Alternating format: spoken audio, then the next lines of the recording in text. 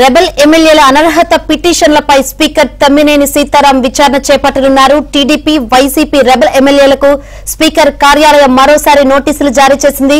Speaker ఇచ్చిన అవకాశాన్ని ఉపయోగించుకోలేదని నోటీసులో పేర్కొంది. అనర్హతపై స్పీకర్ నిర్ణయం తీసుకుంటారని కూడా నోటీసులో అధికారులు పేర్కొన్నారు. అనర్హతపై స్పీకర్ నిర్ణయం రిజర్వులో ఉందంటూ మొత్తం 8 మంది ఎమ్మెల్యేలకు స్పీకర్ కార్యాలయం నోటీసులు జారీ చేసింది.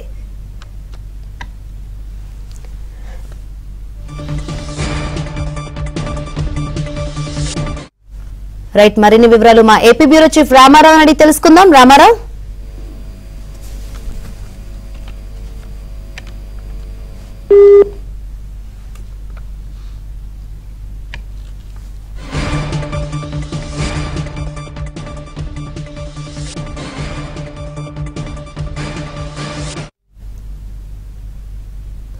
రెబల్ ఎమ్మెల్యేల అనర్హత పిటిషన్లపై స్పీకర్ తమ్మినేని సీతారాం విచారణ చేపట్టనున్నారు.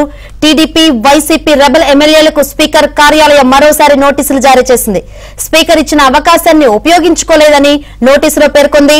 అనర్హతపై స్పీకర్ నిర్ణయం తీసుకుంటారని కూడా నోటీసులో అధికారులు పేర్కొన్నారు. అనర్హతపై స్పీకర్ నిర్ణయం రిజర్వులో ఉందంటూ మొత్తం 8 మంది ఎమ్మెల్యేలకు స్పీకర్ కార్యాలయం నోటీసులు జారీ చేసింది.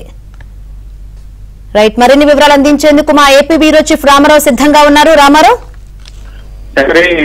అనర్హత రాజకీయం ఇంకా నడుస్తూనే ఉంది.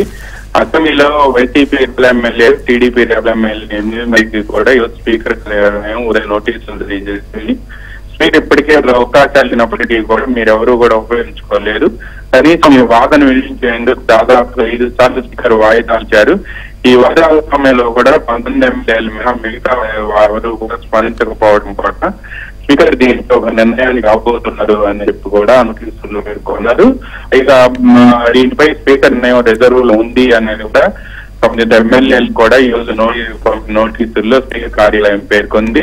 YCP rebel MLA Kotamreddy Reddy, Ramanarayana Reddy, Mekapati Chandrasekhar Reddy, Undavalli శ్రీదేవికి ఈ రోజు ఉదయం నోటీసులు అందాయి. అదేవిధంగా టీడీపీ రెబల్ ఎమ్మెల్యేలు కనంరాం, మస్తగిరి, కొల్లమనేని వంశీ, వాసుపల్లి గణేష్ ఈ నలుగురికి కూడా నోటీసులు ఉన్నాయి.